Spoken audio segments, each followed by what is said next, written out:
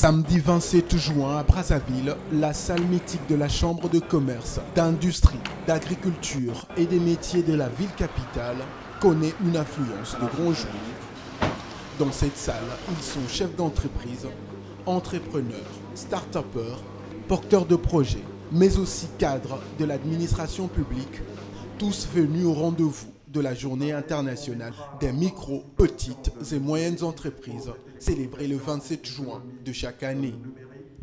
Avec eux, un panel composé de Léon Juste Ibombo, ministre congolais en charge de l'économie numérique, Paul Obambi, président de la Chambre de commerce de Brazzaville, et Amélie Cabrera, chef de projet Congo Entreprise Développement à l'Institut européen de coopération et développement. Au cœur de cette rencontre à laquelle participe la diaspora congolaise à travers le monde par visioconférence, la relance des activités des TPE-PME durement touchées par la crise liée à la Covid-19.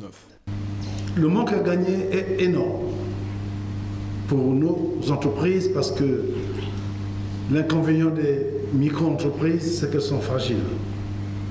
L'inconvénient des petites entreprises, c'est qu'elles le sont encore plus.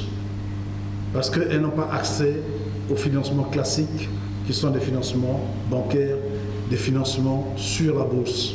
Relevant quelques pistes de solutions pour une relance rapide des PME, Amélie Cabrera plaide notamment pour la facilité d'accès au financement des start-up dont la majorité œuvre dans le secteur informel.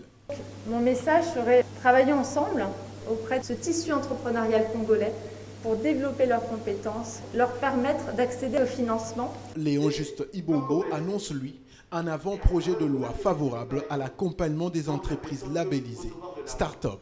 C'est ici l'occasion de rappeler la vision du chef de l'État en la matière, à savoir arrimer le Congo au développement de l'économie numérique. Aussi, je puis vous annoncer ici que j'ai initié l'élaboration d'un avant-projet de loi portant statut des start-up en République du Congo, afin d'aménager un régime juridique spécial pour les entreprises qui obtiendront le label de start-up. Responsable de Kosala, initiateur de cette rencontre, d'Esther Trésor Omono, pouvait donc à la fin de la célébration se féliciter d'une organisation réussie, mais surtout des échanges fructueux enregistrés entre les participants, tous engagés et déterminés pour la résilience et l'adaptation des TPE-PME dans l'atteinte des objectifs de reprise de la croissance économique. De la cérémonie, nous allons rédiger un rapport que nous allons soumettre au gouvernement, nous allons faire le plaidoyer et nous allons continuer l'accompagnement sur le terrain afin que tout ce que nous disons ici se concrétise.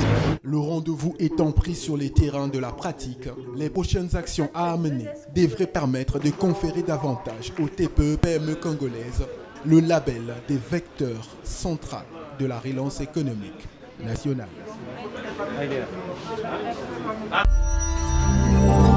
Thank you.